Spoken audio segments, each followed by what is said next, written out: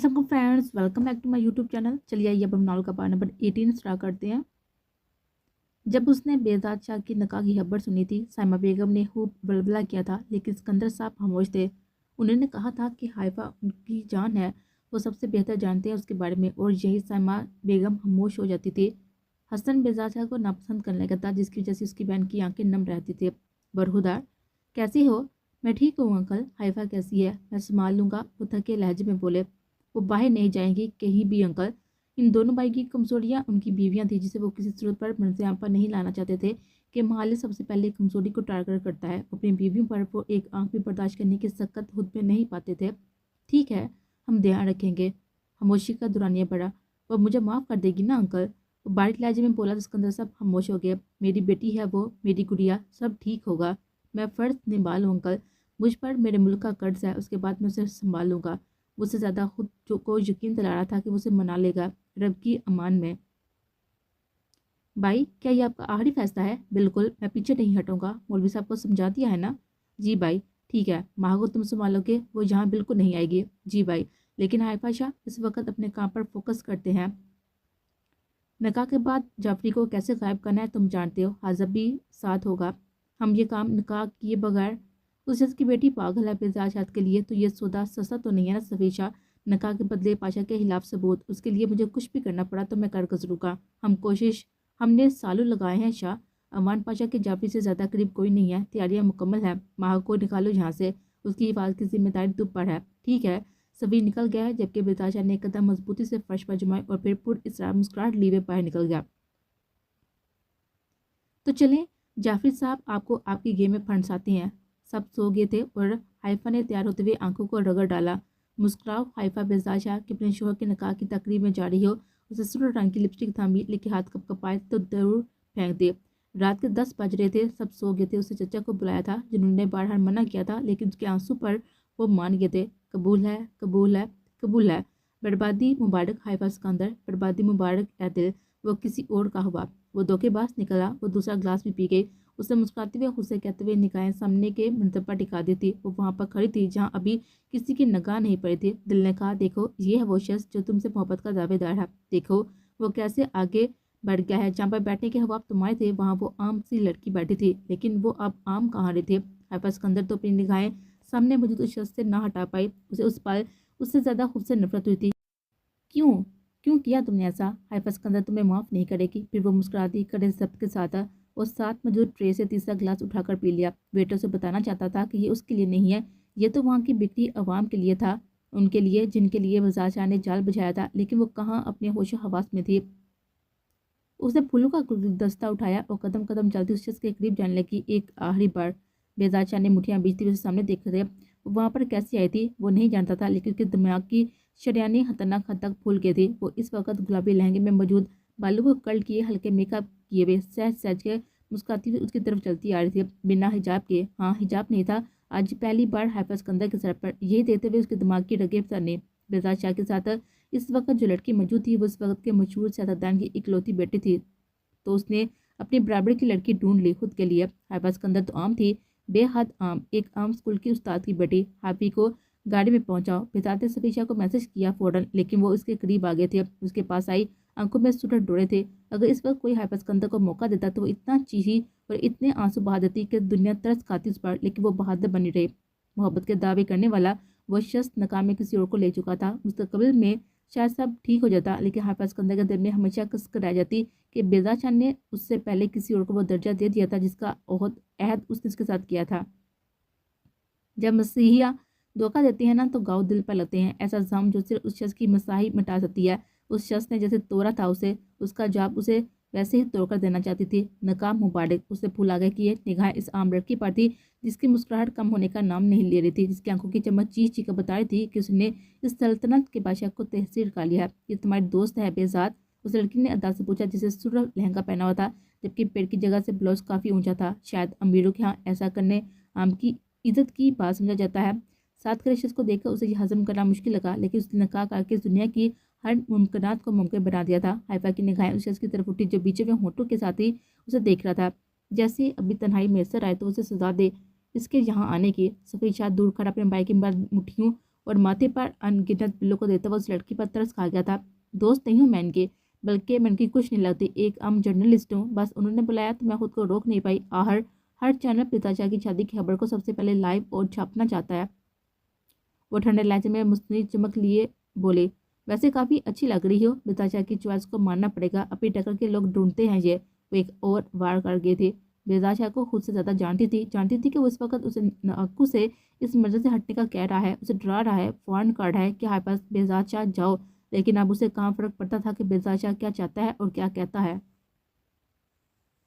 مجھے پتا ہے، خیر تعریف کا شکریہ، وہ لڑکی بولی تو ہائفا نے تمسر اور آتی ہوئی نگاہوں سے اس کو دیکھا۔ Wish you a happy life ahead, وہ بولی اور ہاتھ آگے کیا تو لڑکی نے تھام لیا۔ وہ بہزاد کو دیکھنے لگی۔ شاہ صاحب پورا مت مانیے گا، ہم مڈل کلاس لوگ غیر مردوں اور انجان لوگوں سے ہاتھ نہیں ملایا کرتے، وہ کہتی اس کے دھواں ہوتے ہوئے چہرے کو نظر انداز کرتے ہوئے مڑی اور اسٹیج سے نیچے اتر گئے۔ ہائفا سکندر ٹوٹ گئی تھی، بکھر گئی تھی۔ کاش سائنس مزید ترقی کر لیتی اور لوگوں کے دل میں اٹھتے ہوئے درد کی پیمائش کر لیتی۔ دل میں اٹھتے درد کو کوئی محسوس نہیں کر سکتا تھا، کوئی اس کی پیمائش نہیں کر سکتا۔ سچ میں وہ مڈل کلاس سے تعلق رکھنے والی عام لڑکی تھی۔ ادا جعفری نے ہنکورا پڑا، لیکن بتاچا نے صفیچہ کی سلگتی نگاہوں سے گھورا جو کاندھے اچکا گیا۔ وہ آگے بڑھتی ایک اور گلاس اٹھا گئی تو بہزاد خود پر سے پہرے ہٹائے اسٹیج سے نیچے اترایا تھا۔ صفی، یہ مجھے نظر نہ آئی جہاں اسے گھر پہنچا اور اسے تم خود چھوڑ کر آؤ گے گھر، سمجھ آ رہی ہے نا؟ وہ صفی کا کے پاس آتا وہ بولا، بھائی وہ میرے ساتھ نہیں جائے گی۔ صفی نے اسے رومان کے پاس کھڑے ہوتا ہوا دیکھ کر پوچھا، اس احمق لڑکی کو باہر ہے اور وہ 3 ڈرنکس پی چکی ہے، تو نہ کرتے نا نکاح؟ صفیچہ جلے لہجے میں بولا، صفیچہ اس وقت اگر نہیں چاہتے کہ میں اس کے ساتھ تمہیں بھی جلا کر بسم کر دوں تو وہ کرو جو میں کہہ رہا ہوں۔ اس نے سامنے دیکھا جہاں پر رومان اس کے کاندھے کو تھاما تھا، اسے گرنے سے بچانے کے لیے، اور بتاچا کی برداشت بس یہیں تک تھی۔ وہ آگے بڑھتا کہ صفیچہ نے اسے روکا، میں دیتا ہوں، اب بس واپس جائیں، اس وقت سارے کیمراز آپ پر ہیں، میں مجبور نہ ہوتا تو اس لڑکی کو اپنے ہاتھوں سے ختم کرتا، وہ بولا اور واپس اسٹیج پر چلا گیا، لیکن نگاہیں ابھی اسی پر ٹکی ہوئی تھی۔ اس نے سر پر ہوتے ہوئے سامنے موجود رومان غازی کا نمبر بلایا، جس نے حیرت سے اسے مڑ کر دیکھا اور پھر کال اٹھائے۔ اس کے کاندھے سے بازو ہٹا لو رومان غازی، اس سے ہاتھ لگایا، یہ تمہاری انگلیاں اس کے چہرے پر اس کے آنسو صاف کرنے کے لیے بڑی تو جڑ سے اکھاڑ دوں گا بازو سالے۔ وہ اتنی پیچے سے ڈرا تھا کہ رومان نے فوراً اپنا بازو ہائفا سکندر سے دور کیا، جیسے کرنٹ لگاؤ۔ بتاچا اس کی پوچھ کو دیتا رہا تھا جب تک وہ چلی نہ گئی، میں چھوڑ دوں گا اسے۔ صفیچہ نے سنجیدگی سے رومان سے کہا، میں اسی طرف، نکلو فوراً، بتاچا سے منسلک چیزوں پر نظر رکھو گے تو مارے جاؤ گے، وہ سر سے لہجے میں بولا تو رومان غازی پیچھے ہٹ گیا۔ صفیچہ نے بہزاد کی چادر ہائفا سکندر کے گرد اوڑھی اور اسے گاڑی میں بٹھاتے ہوئے گھوم کر دوسری طرف آ کر بیٹھا، آپ کی امانت میرے پاس ہے، وہ میسج سینڈ کر کے پرسکون ہو گیا تھا۔ گاڑی چھوڑو گے نا؟ تم دونوں بھائی دھوکے باز ہو، کسی کو تم پر بھروسہ نہیں کرنا چاہیے، وہ چکراتے سر کے ساتھ بولے۔ نشہ زیادہ نہ تھا، وہ کچھ دیر میں ہوش حواس میں ہوتی۔ خاموش رہیں۔ کیوں خاموش رہوں میں؟ یہ روب وائپر کہیں اور دکھانا۔ ویسے ایک بات بتاؤ، صفیچہ نے اس لڑکی کو دیکھا، کیا حال ہو گیا تھا اس لڑکی کا؟ اسے ثابت ہوتا ہے کہ بتاچا اس لڑکی کے لیے کیا معنی رکھتا ہے، جو آج وہ سب برداشت نہ کر پائی تھی۔ صفیچہ نے دیکھا کہ آج اس نے حجاب بھی نہیں کیا تھا، اسے ترس آیا تھا، نہ جانے بھائی تمہارے ساتھ کیا کریں گے، وہ سوچ کر رہ گیا۔ اپنے بھائی کے غصے اور خوف سے تو وہ خود ہائف رہتا تھا۔ کیا تم بھی کسی مڈل کلاس لڑکی سے محبت کا ڈونگ کرتے ہوئے شادی کسی امیر خاندان کی لڑکی سے کر لو گے؟ وہ بولے تو صفیچہ کے ذہن میں اس کا عکس گھما، وہ گہرا سانس پڑ گیا۔ بھائی کیا میں اسے ہاتھ لگا سکتا ہوں؟ اس نے کال کرتے ہوئے اسپیکر پر ڈالا۔ مہالت سمت کھانا کھل چکا تھا، اس لیے بہزاد اسٹیج سے اتر آیا تھا۔ کیا بکواس ہے، ہوش میں ہو؟ تمہارا بھائی کبھی بھی ہوش نہیں رہے گا، اسے بتا دینے کا ہائفا سکندر سے کتنی نفرت کرے گی۔ اب اس سے اچھا تو رومان، اجازت ہے تمہیں شاہ، بہزاد نے کہتے ہوئے کال کاٹ دی۔ وہ ضبط کے کن مراحل پر تھا، صفیچہ جان گیا تھا، نہیں تو سامنے موجود لڑکی کو ہاتھ لگانا تو دور کی کوئی دیکھ بھی نہیں سکتا تھا۔ اس نے جھکتے ہوئے اس لڑکی کی محسوس سلگ دبائی تو وہ بے ہوش ہو گئی۔ اس نے گھر پہنچتے ہوئے سکندر صاحب کو فون کیا تھا، جنہوں نے بنا کچھ کہے ہوئے ہائفا کو تھام لیا تھا، پھر اسے اندر لے گئے جبکہ سفیر واپس جا چکا تھا۔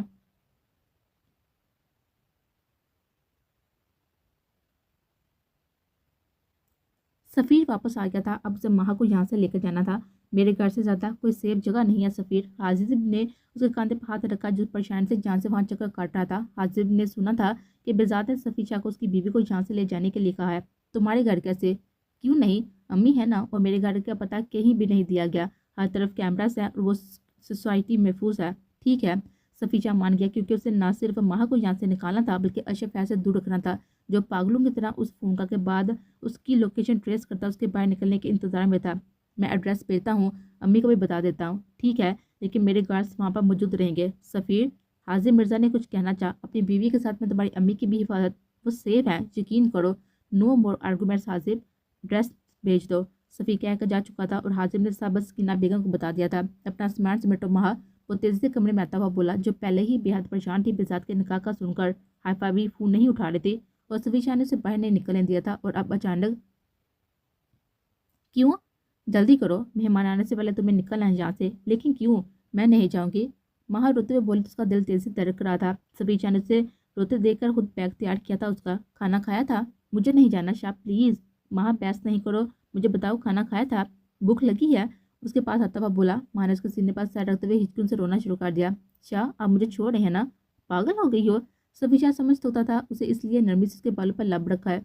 चलो वादा करें आप बेजाद भाई की तरह किसी और से हिचकी बांध गई तो वो अपना जुमला मुकम्मल न कर पाई। महा, सफ़ीशा, ये बात जान लो कि सफ़ीशा ने जैसे भी हालात में तुम्हें कबूल किया हो, तुम्हारे अलावा अब इस मुकाम पर कोई नहीं पहुंच सकता।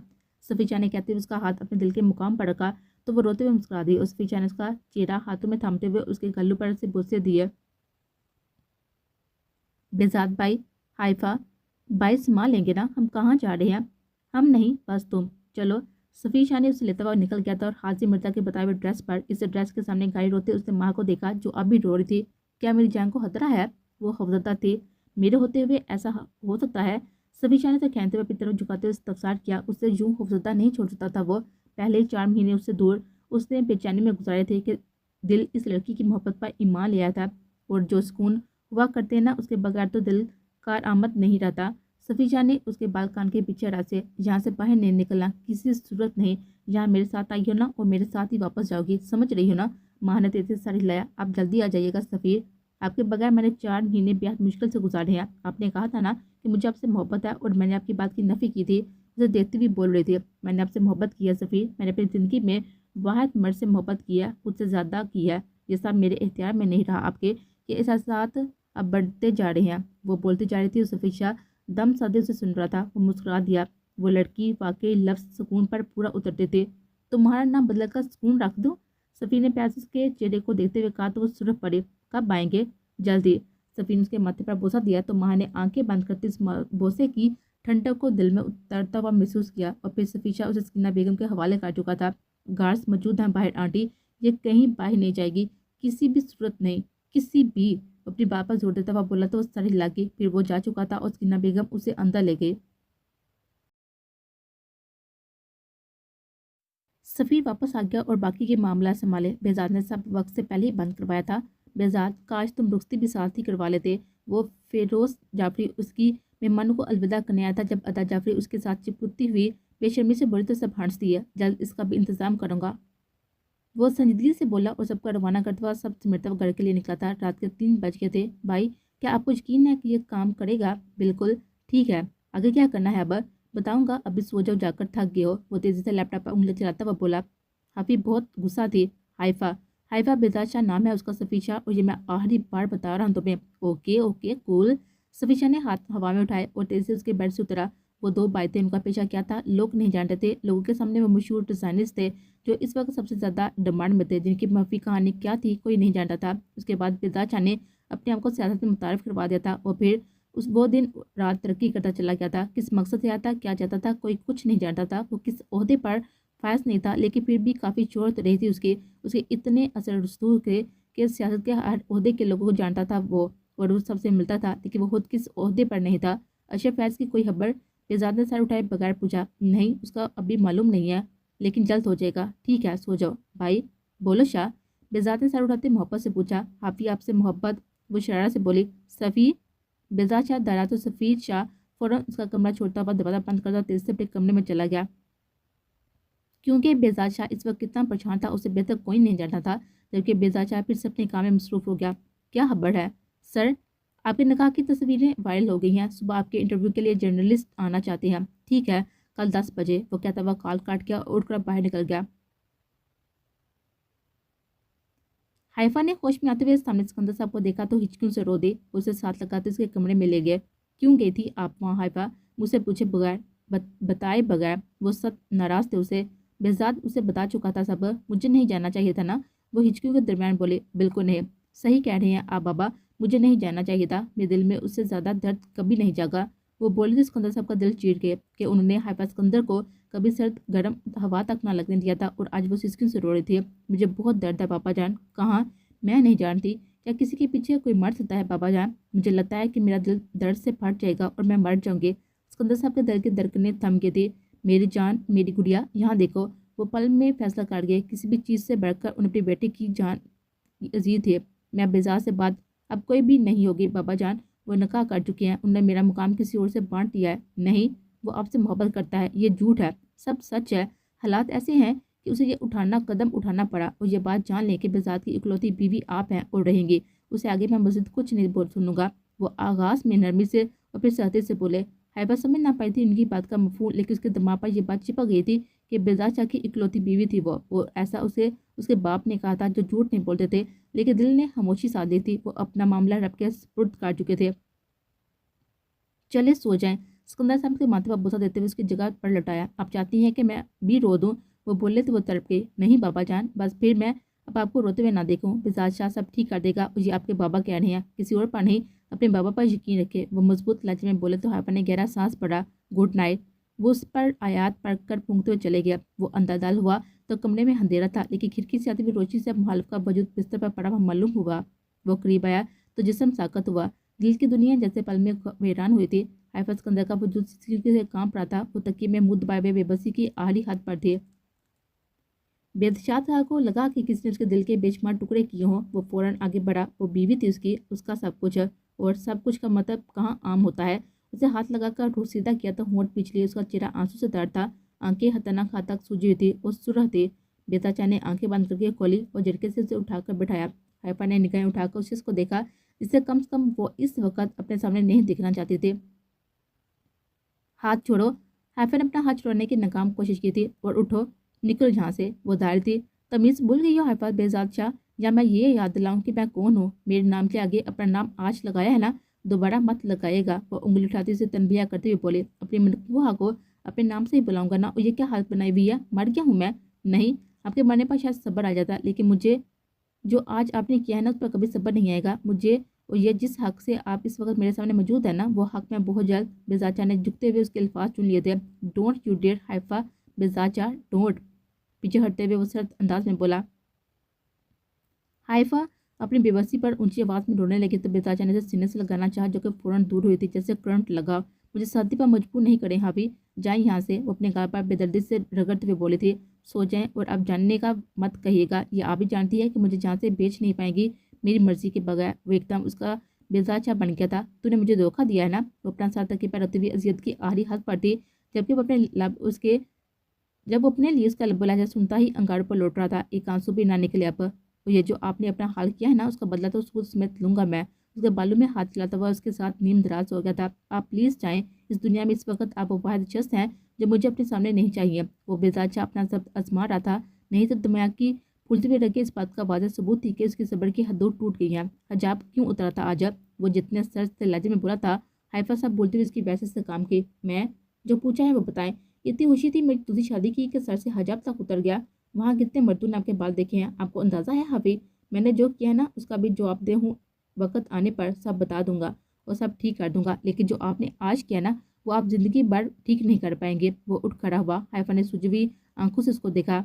اپنے رب سے معافی مانگی حافی۔ اس کی طرف آتا ہوا اس پر جھکتا ہوا اس کے کاندھے پر سلگتے ہوئے لب رکھ گیا تھا۔ اور اگر آپ دوبارہ روئیں تو صفی آ کر آپ کو لے جائے گا، اس کے بعد آپ جانتے ہیں نا کہ میں نرمی سے تو ہرگز پیش نہیں آؤں گا۔ بیزاد شاہ اس کی آنکھوں میں دیتا ہوا بولا۔ اور اگلی بار میں مر بھی جاؤں نا، تو تب بھی یہ حجاب نہ اترے سر سے۔ وہ کہتا ہوا جس راستے سے آیا تھا وہیں سے چلا گیا۔